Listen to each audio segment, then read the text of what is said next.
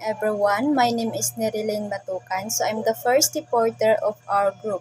So our topic for today is all about the Unit 4 Strategies in Assessing Physical Education and Health in the Elementary Grades. Lesson 1 Revisiting the Essential on Assessment, and also here are the learning objectives. At the end of the lesson, you will be able to differentiate formative from summative assessment, examine the basic ideas of assessment, assessment as learning, assessment of learning, and assessment for learning. So clarify the importance of assessment and instructional delivery, and evaluate the importance of effective assessment in teaching physical education and health in the elementary grades. So mao na inyohang ma-attain at the end of the discussion or at the end of the lesson. So, introduction. Our students do not learn what we teach. It is the simple and profound reality that means that assessment is perhaps the central process in effective instruction. Okay, so according to Dylan William 2013, assessment, teaching and learning are not the same thing.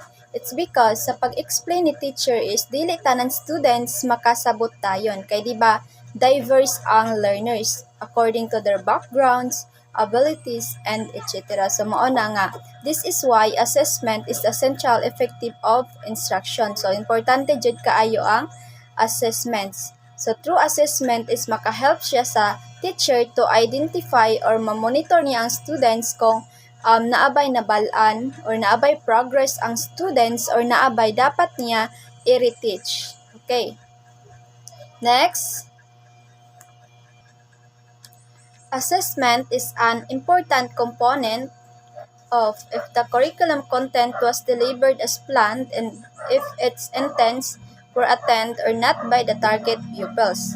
Likewise, it effectively conveys if the instruction has been effective in assisting the pupils attain what is the essential as defined by the curriculum's assessment serve as the way to check if teaching and learning goals have been achieved.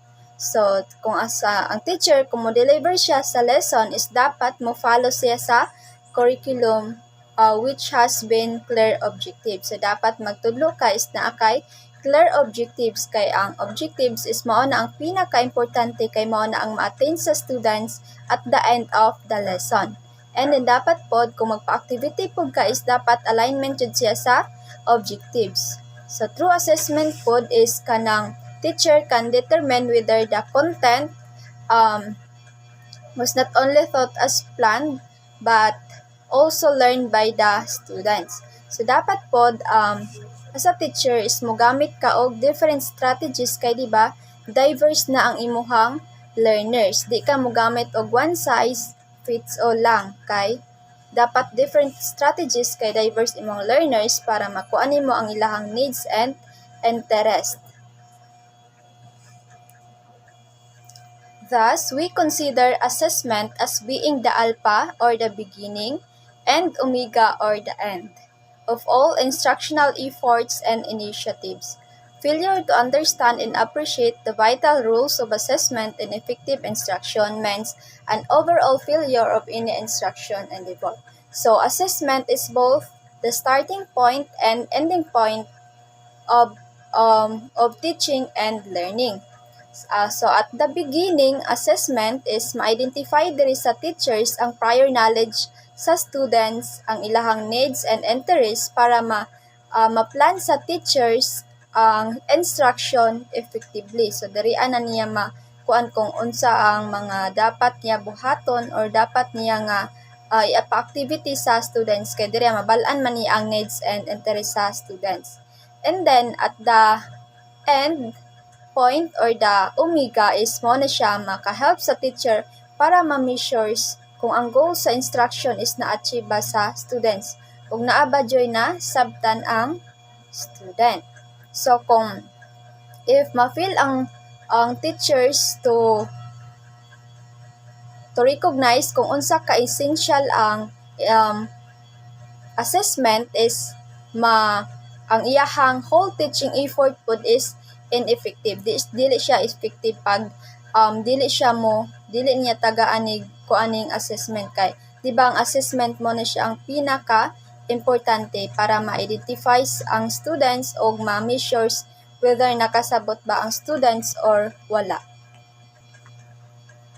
Assessment meaning and essentials. In education, the term assessment refers to a variety of methods or tools that teachers, instructional planners, and designers use to measure and document the learning progress and educational challenges of pupils.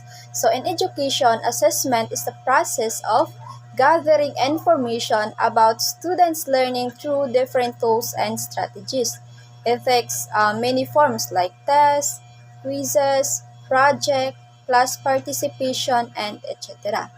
And then, ang assessment pod is naa siya two main purpose. So, first is to identify student progress. So, diriya is ma-identify sa ma-identify sa teachers kung naabay progress ang students. And then, ang number 2 is to identify challenges and difficulties.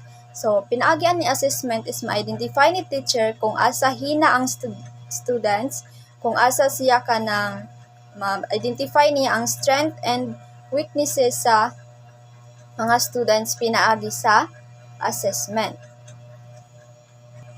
So, Black and William in 1998 defined assessment broadly to include all activities that teachers and pupils undertake to get information that can be used diagnostically to alter teaching and learning. As a process, it is defined as gathering both quantitative and qualitative information that aids in describing the pupil's knowledge, skills, and attitude relative to course content and competency or standard. So, according to Black and William 1998, ang assessment is dili lang siya about giving test or exam. It includes all activities like discussion, group work, oral, project, and etc. So, diriya is makahelp siya sa teachers to ma-identify niya ang strength and weaknesses sa students. So, ma-identify niya kung asa hina ang student, asa ilahang kanang mas na-improve sila, so ingana. So, assessment pod, it is the process of collecting both quantitative and qualitative. So, when we say quantitative, so, diriya na involves ang grades sa students, mga scores nila. And then, when we say qualitative, is na involved na diriya ang mga students' attitude, participation, creativity, and etc. So, this quantitative and qualitative information is used as the relevant basis in making a sound instructional decision about the pupil's learning that could happen at any point in any instructional process. Okay, so both quantitative and qualitative are relevant because it served as the foundation for making good teaching decision. Relative to purpose, educational assessment can assume several forms depending on the intention for which it is administered. According to Abu al-Hiya 2007, Ascribe 1967, pointed out, assessment can either be employed as formative to improve or as summative to decide. So, as Scribe 1967 pointed out, assessment is either be formative or summative. So when we say formative assessment, happens during the learning process. So it includes the quizzes, the class discussion, or feedback. And then ang summative assessment happens at the end of the instruction. Example is kanang mga final exam, project, mga performance task, and etc. Formative and summative classroom assessment. So it is important to point out that assessment is conducted through classroom-based assessment, national assessment of student learning, and system assessment. So assessment happens at different levels in education, and it serves as a unique purpose. So first is ang classroom-based assessment. So it is done by the teachers in their own classes. So includes diri ang quiz, ang oral, recitation, project, and etc. So kani ang main goal ani is para ma-check or ma-monitor sa teacher if naabay progress ang students day by day. So yung ana, ma-monitor nila.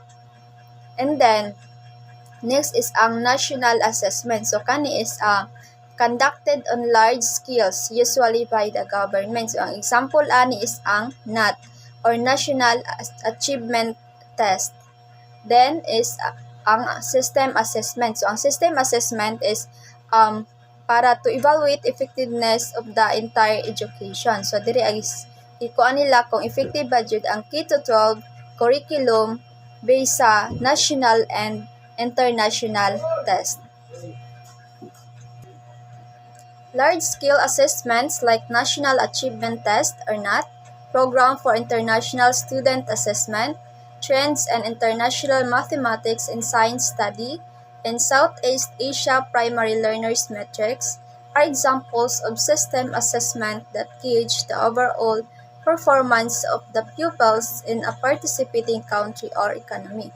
So kani nga mga large-scale assessment is ginagamit ni siya para ma-measure ang overall performance sa mga students whether either national or international test.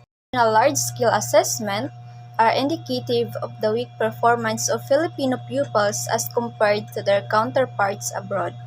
Though various factors are contributory to low performance of the Philippines, much has been accounted for on how the basic education system delivers quality and relevant instructions among the 23 million Filipino pupils both from public and private schools. So this assessment provides a pictures of how learners in a country are doing compared to the other places. Recent results, Filipino students perform poorly compared to their peers abroad. So, ang kuan ani is dili lang ni siya problema sa students kundi sa systematic education. So, kuan po ni siya sa teachers. So, dili ba teachers nga ang ilahang teaching is effective. Na uban nga teachers is dili siya masabtan sa mga students. So, dapat as a teacher is mogamit kag different strategies kay diverse man na imuhang learners para makuan ilang needs and interest. And then, aside sa teachers is ang learning environment pod. Diba sa uban nga eskwelahan is lack sila og mga resources like sa kanang mga books, mga technology, and etc. And ang kuan pod ani is ang equity of education, dili pantay ang mga pagkuan gani or mga standards sa education. Mo ni nga ang mga dahilan nga mo ni ang isa mo pod ni ang rason nganong ang Filipino students ma-perform poorly tungod pod ani nga mga mga lack of environment, mga teachers, and etc. Although large-scale assessment is an important aspect of educational assessment, this section places a premium on classroom assessment being an essential responsibility of teachers on a day-to-day basis. Okay, so this large-scale assessment are important for evaluating the system as a whole. Pero ang heart jud sa assessment is still found in the classroom. So ang classroom assessment is teachers' daily responsibility na includes rin ang mga quizzes, mga assignment, observation, which is makahelp siya sa teachers para ma-monitor or ma-check niya if naabay progress ang students or naabay dapat niya i-improve or naabay i-reteach niya nga lesson. As stipulated in the Department Order Number 8, Series of 2015, classroom assessment is an ongoing process of identifying, gathering, organizing, and interpreting quantitative and qualitative information about what pupils know and can do. So, according to the third number na 86 series of 2015, i-explain niya diri ang classroom assessment is not just a one-time activity but it is a continuous process. So, both quantitative and qualitative information siya. Ang goal ani is not just to give grades but to understand learners deeply and guides both teaching and learning. So dapat ang kuan jud ani ang iyang goals is mag-guide ang students both teaching and learning process. Formative assessment, according to Boston 2002, defines formative assessment as the diagnostic use of assessment to provide feedback to the teachers and pupils over the course of instruction. It allows pupils to communicate what they know, Boston 2002, and where they are right now, William 2013. So, ang formative assessment according to Boston 2002 is makahelp siya sa teachers and also the pupils. So, diba, example is discuss ang teacher. So, mag-ask siya og question. So, dira niya mabalaan kung nakasabot ba ang students. Kung maka-answer ang students, so diha niya makuan nga nakasabot yun ang students sa iyahang discussion. So, it allows pupils to communicate kung unsa ilahang nasabtan or kung unsa ilahang wala nasabtan. So, mao ni nga, ang formative assessment is makahelp siya both teachers and pupils. So, diri apon is mabalaan sa teachers or ma-identify niya kung naabay progress ang students, unsa ba ang hina sa student, dapat niya improve. So, ingana good ka nang ma-identify or ma-monitor niya ang progress sa mga students. As reiterated and Department Order, DepEd Order Number 8, Series of 2015, a formative assessment may be given at any time during the teaching and learning process. It involves teachers generating and using evidence about what the pupils know and what can do to inform and improve their teaching. The teachers observe and guide the pupils through genuine interaction and dialogue, thereby gaining a deeper understanding of the pupils' progress, strengths, weaknesses, and needs. So, according to DepEd Order Number 8, Series of 2015, ang formative assessment happens anytime during the teaching and the learning process. So, ma-involves diri pinaagi aning formative assessment is ang teacher is makagather siya og evidence sa students kay diri mabalaan man niya kung unsa ang ma-monitor niya ang strength and weaknesses sa students, kung unsa ang dapat pa niya buhaton, and then i-guide niya ang students kung unsa pa ang mga kakulangan, unsa ang dapat buhaton. So, ingana para kuan niya nga na-enjoy progress ang students. So, dapat i-guide jud sa teachers ang mga students. Moreover, formative assessment provides the pupils with immediate feedback on how well they are learning throughout the teaching-learning process. It enables the pupils to take responsibility for their own learning, thus realizing what one of the United Nations Educational, Scientific, and Cultural, or the UNESCO pillar of learning, which is learning to learn. When the pupils reflect on their learning progress and the challenges that indulge and do something about it, then assessment is as learning happens. So, ang formative assessment makahelp siya sa teachers and maka-benefits pud ang students kay naman diri ang immediate feedback on how learning throughout teaching learning process. And then diri apod is ma-reflect pud sa pupils kung asa sila unsa ilahang mga unsa ilahang mga hinagod, ilahang weaknesses, unsa ilahang strength, pinaagi aning kuan kay kuan man sila. So mao ni nga assessment learning happens. So kuan na dai nila diri asa sila hina ug asa sila kanang mas ganahan ana. So diri is makita nimo ang progress sa students kung effective ang teaching strategies ni teacher is diriya is kanang makita gini mo ang progress sa mga students. Okay, so maora to ako ang part. Then ang summative assessment is ipadayon na ni Gina Buaya. So unta na mo'y nasabtan. That's all. Thank you.